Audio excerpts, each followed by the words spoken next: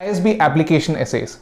Two questions that are only slightly less critical than will you marry me? Hi, I'm Arjun Raj, a graduate of the Indian School of Business PGP class of 2019, and here's my quick guide on how you can get from 0 to 800 words that completely change your life forever. Let's talk timelines. When should you start and when should you complete your essays? Be honest with yourself. When was the last time you ever started something early and devoted effort to it unless it was at the very last moment? Planning for this tendency is extremely important, especially in a make or break situation like your college applications. My suggestion to you is that you start 3 months in advance, at least 3 months in advance. This gives you enough of a time frame that despite other college applications, other essays, other work, and possibly even competitive exams like the GMAT, and despite your procrastination, you have enough of a time frame to devote individual attention to the ISB essays and be happy with the output that you produce. The other reason that I want you to start this early is because of the power of the subconscious mind. Now, this might sound like voodoo, but it is a scientifically proven fact that your mind tends to develop ideas the more time you give it and the less time you spend actually actively thinking about these ideas. So giving this time frame ensures that your mind refines and reiterates ideas subconsciously and provides the best possible output in your essays. Going forward in this video, I'm going to be talking about drafts a lot. What do I mean by a draft? A draft is essentially an iteration of your essay document that is significantly different from the previous version. What counts as a significant difference? Possibly changing the entire tone of your essay, the voice in which you're writing, the addition or removal of significant parts of your story, addition of new plot elements, or even something like reducing the number of words in the essay to make sure it reads more concisely. These count as significant changes. But minor edits like changing active or passive voice, or making spelling corrections, or changing numbers here and there, these don't really require you to review and rewrite the entire essay. So those don't count as drafts, they count as edits. Therefore, going forward in this video, I'll be talking only about 3 drafts. I'm telling you that you'll only need 3 drafts in your essay overall. This does not mean that you'll not continue to make iterations in between for minor edits or for even rearranging the sequence of events in the essay. I know people who've completed their essays within 10 drafts and also people who have completed their essays within 50 drafts. So just be aware of the difference in the lingo that I'm using and don't be confused if I only mention 3 drafts. Let's talk about your first draft. I also like to call it the free flow draft. In this iteration, I don't want you to be following a paragraph style of writing your answer. Instead, I encourage you to write your answer in bullet points or use question and answers. Also be really liberal with the word limit. Don't constrict yourself to 400 words. Feel free to have a draft that's 2000 words long in question and answers, which looks really ungainly and ugly. But on the other hand, you're getting all your thoughts out and vomiting whatever you've been thinking onto a piece of paper. And that's the exact intention behind this first draft. What we're trying to achieve through this is A, we want to get your thought process flowing. We want your mind to start subconsciously developing ideas while you're not actively thinking. Remember what I said in the first section? That applies here. That's going to happen only if you don't put any sort of constraints on your mind and allow it to flow freely. B, we want you to feel a sense of achievement. You've finally done something. You have a piece of paper with a long list of qualities, attributes, goals, words which somewhat make sense. That's enough. That's enough to get you going. That's enough to make you commit to what you're doing and continue to refine what you're doing. That's enough to get your thought process flowing, and every night when you go to sleep, having taken a look at this draft, your mind is going to be actively thinking of better answers and refinements to the answer that you've already written. The second draft. I also like to call this the storyboarding draft. During this iteration, you'll begin to connect the answers that you gave in the initial draft of the document. You'll begin to see a coherent story start to emerge from the jumble of achievements and leadership qualities that you listed down initially. If you're looking for significant leadership qualities, then you'll find multiple examples where you've displayed clusters of these qualities together at the same time. If you're looking for long-term and short-term career goals, then this might be a time of introspection and asking yourself really critical questions on who you are and who you want to be, both inside your career and outside. Don't worry if you find yourself committing to goals half-heartedly because you don't really know what those goals entail, course correction is a normal part of life. Who you are going into an MBA is completely different from who emerges after completing the MBA. This draft is also one that you can take to an external review for their opinion and advice. My advice to you is that you find a reviewer who is an alumnus of ISB and who has graduated maybe 2 to 3 batches before the batch that you are applying to. The reason is that they have had enough time to be part of multiple review committees, advised multiple applicants on their essays and their application process, and this experience in providing feedback and reviewing your essays counts for a lot. Final draft of your essay. This is your whole story and the culmination of all your efforts until this point in time. You would have reviewed your essay 3 or 4 times with 4 to 5 mentors. You would have reiterated and rewritten them until you identified that one most significant leadership quality that you possess, and maybe 2 to 3 short-term and long-term professional goals backed up by 2 to 3 examples which are powerful and measurable from your recent past, both within your career and outside your career. Your essays will also display a clarity of thought regarding who you are, what your existing capabilities are, what you hope to be, and how that year at ISB is going to help you. Additionally, your essays will be direct, they will be non-dramatic, they will not beat around the bush, and they will hook your readers into getting to know more about you and getting to read more about you, and really intrigue them as to what kind of person you are and what you can contribute to ISB. So, now that I've explained all the different drafts that you have to go to, I think it's time to jump into the real question here, which is the essay question itself, and how do you approach answering the questions. The first question is, describe with examples the most important personal quality that you possess that significantly enhances your prospects of being successful as a leader. And the word limit for this essay is 400 words. With this question, the school is trying to gauge how marketable you are, how much diversity you can add to the batch profile, and whether you've shown a trend of being successful at what you do. A good answer contains unique perspectives and stories that aren't likely to be replicated by other candidates. Let's break down this question using a framework that I like to call the SPPR framework. SPPR stands for substantiate, prioritize, personalize, and relate. You'll be able to understand what this framework means and how it applies when I break the question down and explain to you how this framework applies to it. The first part of the question says, describe with examples. This is a case of substantiate. Go into detail. Talk about what you did and help us understand what you achieved. Don't just mention that you did something. Tell us what you learned as you did it, who you affected, and how you impacted them. Provide powerful examples for the quality you are describing from your career as well as your personal life. Give us enough data points to conclude that it wasn't just a one-time occurrence. The second part of this question is the most important. This is a case of prioritize. Don't give us a laundry list of adjectives. We know that people have a lot of good qualities, but we are looking for just one quality which you believe matters the most to you.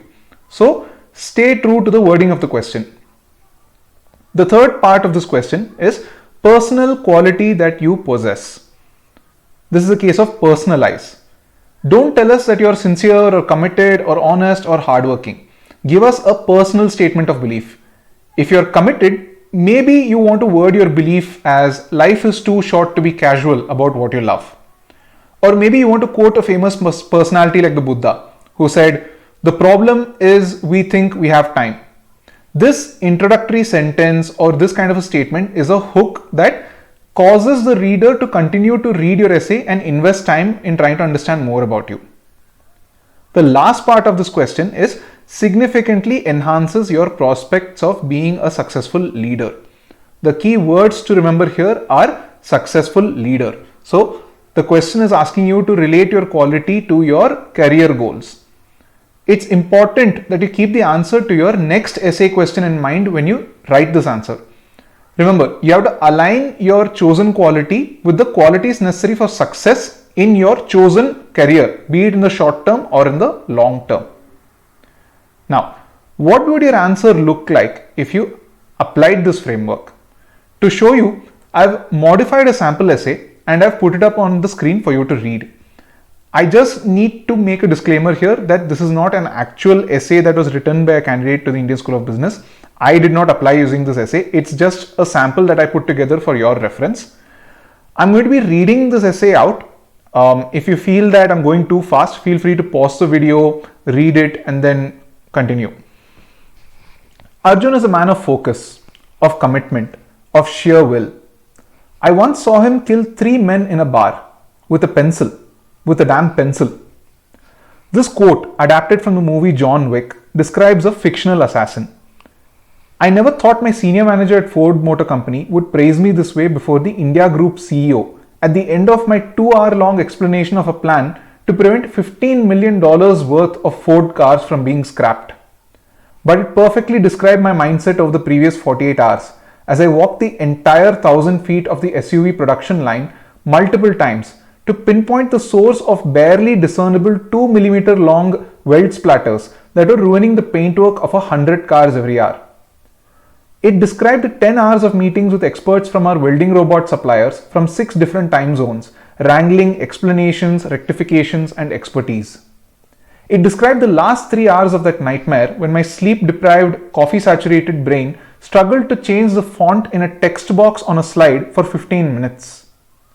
In my role as an associate engineer at Ford, I gained invaluable experience in staying alive and on my feet in hopelessly complicated situations. I learned the nuances of coordinating and persuading multi-level, multinational stakeholders with conflicting priorities to commit resources to solve issues that were critical to achieving my business objectives. I've never shied away from throwing myself into do-or-die situations and committing to success. This same ability to commit and follow through has come through in my love for boxing. Training, sparring, and enduring pain year after year for 16 years takes commitment beyond comprehension. Bloody knuckles, sprained fingers, sparring partners punching below the belt, and burning lungs lost their appeal after my adolescent years. The only reason that I returned to the ring every day of my life, leading to my victory in the quarterfinals of the Karnataka State Boxing Championships, was my commitment to developing my physical abilities to their peak. The only reason that I returned to the sport after losing the semifinals to a vastly superior opponent was my commitment to being a boxer for as long as I could move. I will bring this sense of commitment to the batch of 2023 and to any employer who gives me the opportunity to solve seemingly intractable problems as a consultant after graduating. Now, let's apply the SPPR framework to see if I've covered all my bases. Did I substantiate? Yes, I fleshed out the story in detail, but I didn't provide unnecessary details that take away from the message. I provided 2 powerful examples, one from my job and one from my passion, to back up my assertion that I had exceptional commitment to success. Did I personalize? The quality I've written about is commitment. I started off with a testimonial to my commitment from a person in authority, my senior manager, and I basically lent ethos to what I was asserting. Did I prioritize? I didn't have any quality other than commitment and focus here. I have not muddled the answer up with multiple examples of multiple different qualities that I've shown throughout my career. I'm sure I would have shown many more qualities in commitment, but ISB asked me specifically one quality which I think was most important, and I've only stuck to that over here. Did I relate? I added a statement at the end where I explained how I would use this quality at ISB and in my career. So basically in this answer, I have covered all the bases necessary to convince ISB that I have one specific quality that is very important to be a successful leader. The SPPR framework should give you a solid way to approach your first essay question. Now, let's move on to the second question. What are your short-term and long-term career goals? How will postgraduate program at ISB assist you in achieving your goals? The word limit for this essay is 400 words. Unlike the personality quality essay, this question requires a more restrained analytical answer. ISB is trying to understand a number of things about you through this essay. What have you worked on until now?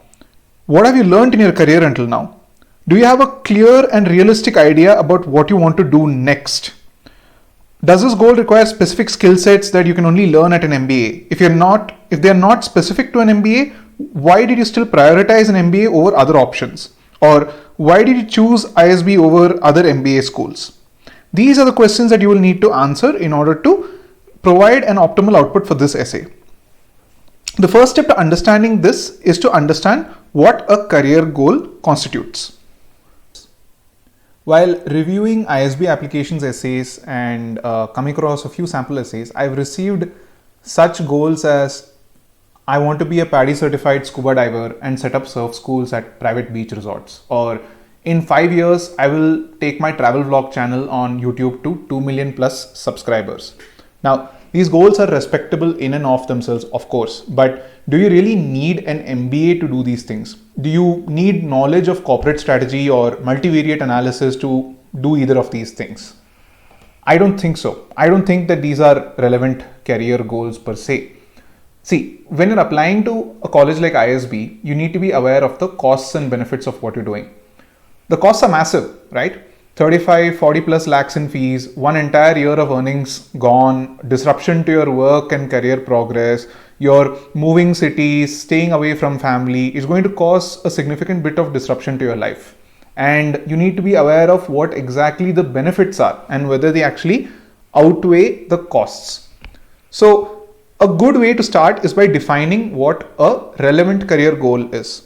A relevant career goal is basically any target that you set for yourself that requires you to stretch beyond your current capabilities, learn and gain new abilities, and in essence, it is basically a process of growth. So define your goals with that particular statement in mind. Now, I've come up with a set of sample goal statements which can be expanded upon to create relevant short-term and long-term career goals. And I'm just going to put them up on the screen. Simple example, I want to take management expertise to my current work. Simple, plain vanilla kind of statement, but it can be expanded upon and backed up with powerful examples of how you're going to do it. Or it could be, I want to expand my understanding of the business environment, the broad business environment, and take this new understanding to tackle new problems in my workplace. You're saying that in my current work, I need to have a better understanding of the broader business trends or whatever, and then start to tackle the new problems that are arising. My industry is undergoing tech transformation and I want to be an effective leader and decision maker. This, I think, is extremely common across industries today. There's a lot of disruption happening, and unless you have a broad view of tech trends, business trends, and economic trends, and an ability to make those high velocity decisions at that level, you tend to fall out of the entire leadership race. I have experience as a successful startup founder, but I'm looking to take my experience to an established company in XYZ sector. The pedagogy at ISB will help polish the ground roots experience that I have. This is a nice statement, right? Like, think about it. A failed startup founder probably has a massive amount of experience compared to someone who's just starting out in the corporate game, even though both might be the same age. So this is also a powerful statement as long as it is backed up by the actual examples that they give.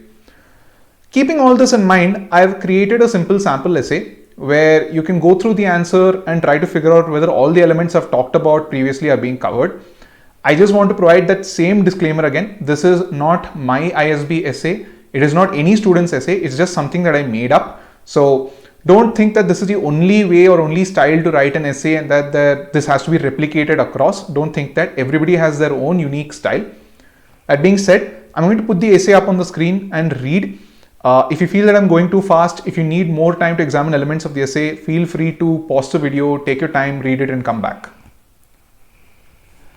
I indulged my passion for automobiles in my undergraduate degree, working with the Society of Automotive Engineers, SAE, to develop efficient engine technologies.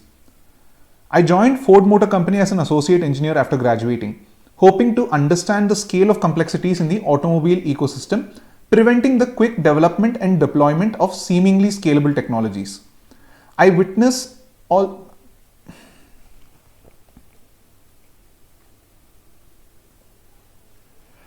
indulged my passion for automobiles in my undergraduate degree, working with the Society of Automotive Engineers, SAE, to develop efficient engine technologies. I joined Ford Motor Company as an associate engineer after graduating, hoping to understand the scale of complexities in the automobile ecosystem, preventing the quick development and deployment of seemingly scalable technologies I witnessed firsthand while working with SAE. My work as an associate engineer was an education in the scale of large corporations. I came to understand the massive challenges posed by the unique combination of customer psychology, capital, technology, and human resources that keeps an auto behemoth moving inexorably.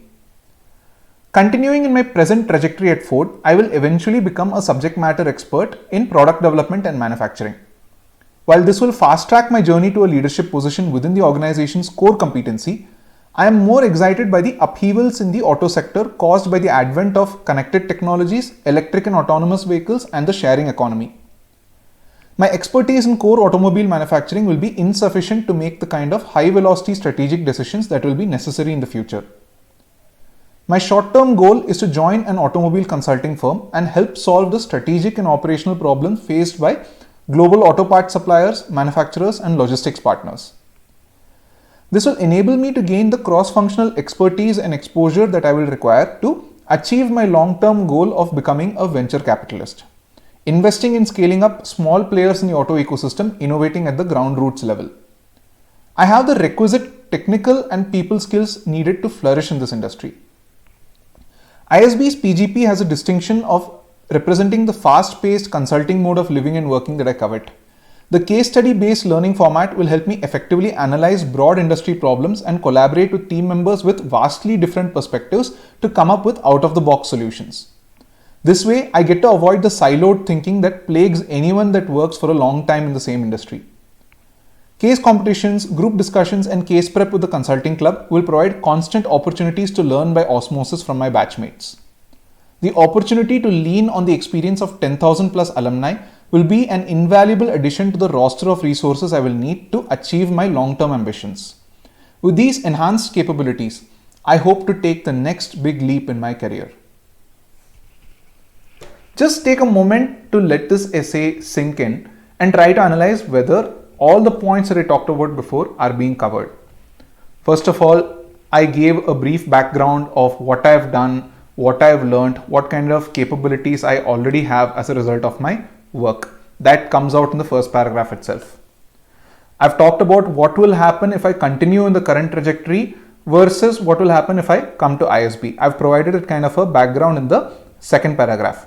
In the same paragraph, I also said that I have certain competencies, but then this is not sufficient to achieve my long-term or short-term goals. Then I have said that my short-term goal is to join an automobile consulting firm. So that is done. I have provided a very clear statement that says that I am going to do something very specific in the near future. I've also talked about how that will help me, and I've linked it to the long-term goal of becoming a venture capitalist. So I've said that long-term, my plan right now is to become a venture capitalist. Whether it actually comes true or not, that's secondary, but there is a plan. And lastly, I've also given a very brief idea about what I hope to gain from the PGP program that will really help me achieve both of these goals. So this essay has covered all the bases necessary to answer this specific essay question. Now, we've almost reached the end of the video, but before I close out, I thought I'll just give you a few general do's and don'ts when it comes to writing your essays. On the do's side, I hope you introspect very deeply and spend a lot of time with your essays. As I said, your mind continues to develop thoughts subconsciously when you're not actively spending time thinking about it. The most important thing is that you need to come out with an answer that is uniquely you, that is individual, and that is extremely powerful with substantial examples from your career and your personal life. The only way that you're going to be able to do this is if you keep on thinking deeply and repeatedly asking you questions about where you're going, what you're doing, what you're capable of, and how you want to get there.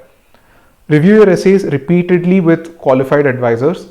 These could be people who have experience reviewing ISB applications essays, or even people who are in the positions that you eventually want to reach at some point in your career. Run extensive grammar checks on your essays. Make sure that it is grammatically perfect. You can always use the free review functionality that Microsoft Word has, but I would suggest that you actually go for paid software like Grammarly. It can do anything from just do simple grammar checks all the way to actually gauging the mood of the essay and telling you whether it's largely positive, largely negative, cynical, angry. All of these small things that you do go a long way towards hooking your reader into reading your essay further. So it's a worthwhile investment. The last thing is always check your essay against the frameworks that you're using. Could be any framework. It could be my framework. It could be anyone else's framework. As long as you're following something, make sure that your essay is faithful to it, and make sure that you're reviewing repeatedly to keep the essay within the context that you're trying to portray. Because we always have this tendency to stray away from the initial scope of the document or scope of the draft, because when you start to write and when the English language starts to kick in, you might get carried away into writing dramatic stories which don't fully convey the points that you want to tell the reviewer.